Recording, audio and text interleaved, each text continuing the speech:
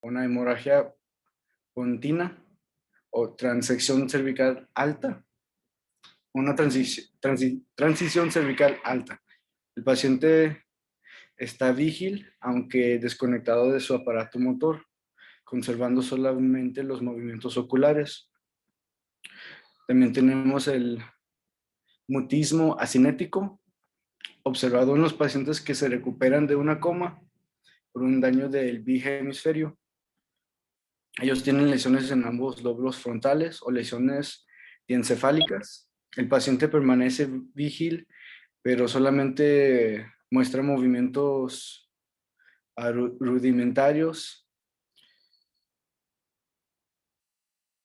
y es incapaz a comunicarse, pero sí, no en... Vigil, vigil, es una palabra esdrújula y ¿cómo se llama?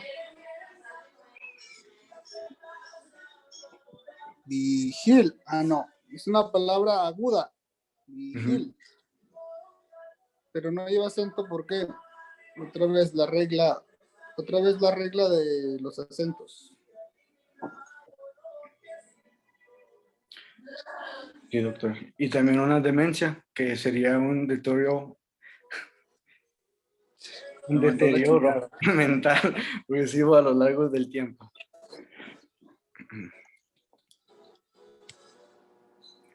Eso serían cosas que se parecen a un coma, pero no son.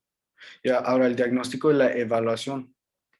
Bueno, tenemos que tomar en cuenta su historia clínica, la enfermedad actual, lo que está causando su coma, los antecedentes personales, familiares, el factor de riesgo, signos vitales, checar su vía aérea, su estado circulatorio, checar su piel, cabeza, cuello, tórax, abdomen, pelvis. Y en la exploración neurológica, pues vamos a tener que checar el nivel de conciencia, el patrón respiratorio, examen pupilar, movimientos oculares, exploración motora y post-corporal. En la escala de Glasgow va a ser lo más útil para evaluar este coma. Va a estar compuesto en 3 componentes: motor verbal y apertura de los ojos. En el componente motor se va a ser clasificado en 6 puntos.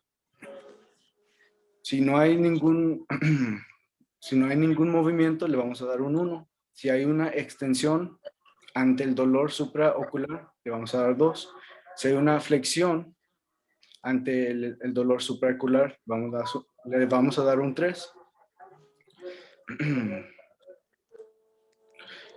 Si hay movimiento hacia la apertura de la presión sobre el lecho unguial, le vamos a dar un 4. Si puede localizar el dolor, le vamos a dar un 5. Si obedece todas las órdenes de movimientos, le vamos a dar un 6, como movimientos espontáneos normales. En el componente verbal, si no hay ningún signo verbal, le vamos a dar un 1. Si se queja ante el dolor, le vamos a dar un 2. Si llora ante el dolor, le vamos a dar un 3. Si habla pero no se entiende de qué está hablando, le vamos a dar un 4. Si habla bien, entiende dónde está, quién es, le vamos a dar un 5. En la apertura de los ojos, si no hay ningún movimiento ocular, le vamos a dar un 1. Si hay movimiento ocular al dolor, le vamos a dar un 2. Si hay movimiento ocular tras las órdenes, le vamos a dar un 3. Si hay movimientos oculares espontáneos tras la lucecita, le vamos a dar un 4.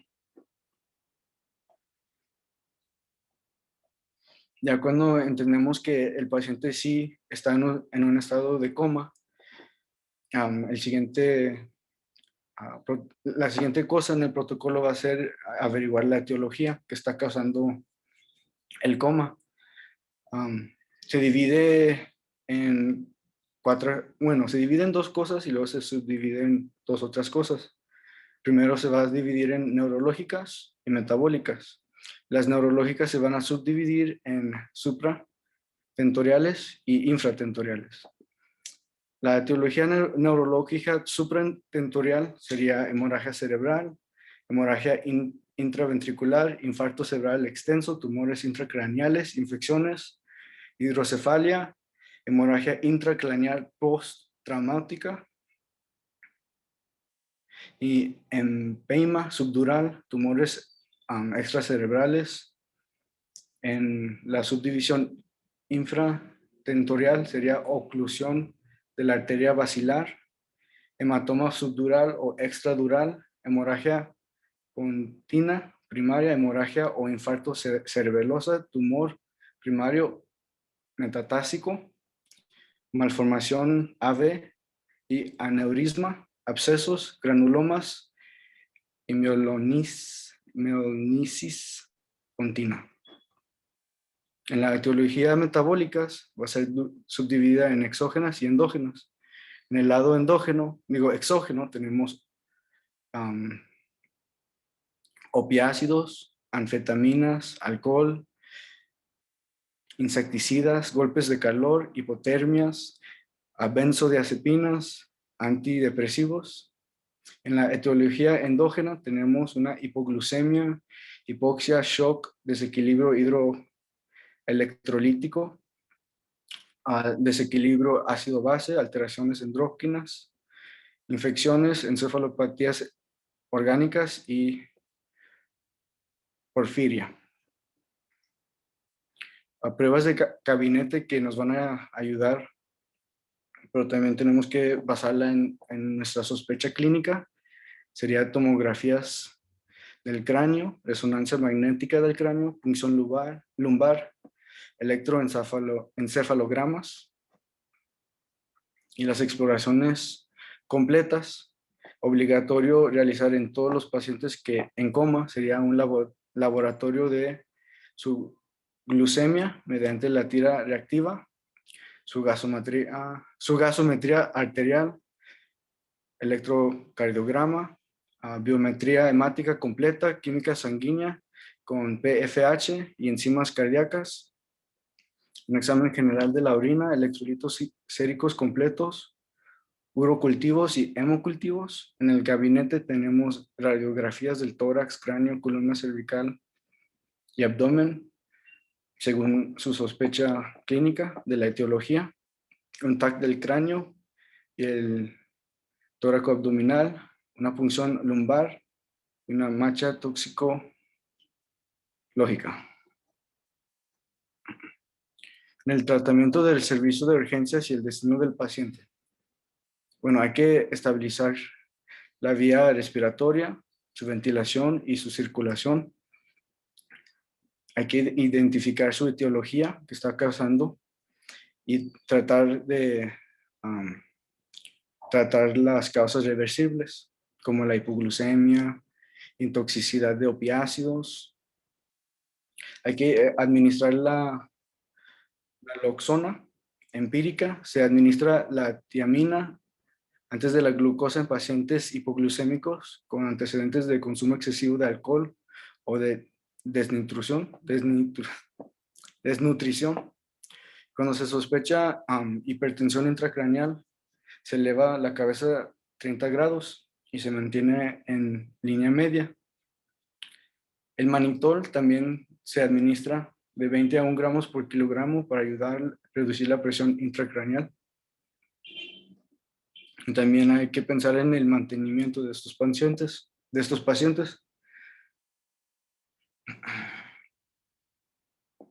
Hay que establecer su vía intravenosa, obtener muestras de sangre, administrar suero glucosalino a un ritmo de 21 gotas por minuto. Hay que también monitorizar su corazón vía electrocardiogramas. Hay que medir su tensión arterial frecuentemente y su frecuencia cardíaca también. Mantenerlo en una normotermia, sondaje viscal y medición de su diuresis, sonda nasogástrica para evacuar el contenido gástrico y proteger también su columna cervical con collarete ante la sospecha de un traumatismo cervical. El pronóstico de estos pacientes se divide en 5 grados. El primer grado sería la muerte. El segundo grado sería un estado vegetativo persistente, lo cual no hay ninguna actividad cortical. El tercer sería una discapacidad grave, como el de paciente. El paciente depende de casi todo. Y una discapacidad moderada, el paciente es dependiente de muchas actividades diarias de la vida. Presente afasia, ataxia, hemiparesia, cambios de la personalidad y de su memoria, o el grado 5 sería una buena recuperación, que sería que se recupera al 100 o casi 100, con déficit físico y mental mínimo. Y ya sería todo de mi parte, doctor.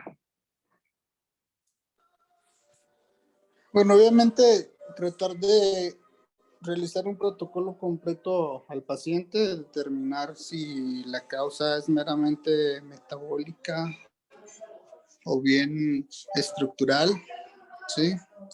Y determinar si en realidad hay alguna terapéutica que nos pueda mejorar las condiciones del paciente. Ahí lo importante es ver el pronóstico, ¿verdad? ¿Qué es lo que causó realmente el estado de coma del paciente? Si la causa es metabólica, si la causa es estructural, si va a tener respuesta al tratamiento, ¿sí? Y determinar, bueno, primero un tratamiento adecuado dependiendo de la causa que hayan identificado.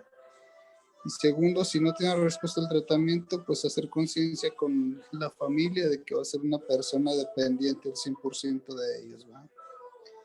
Sí, mañana creo que vemos CBC, ¿no? Cerebral vascular. Sí. ¿Sale? Sí. Bueno, nos vemos mañana si Dios quiere. Mañana, doctor. Hasta mañana.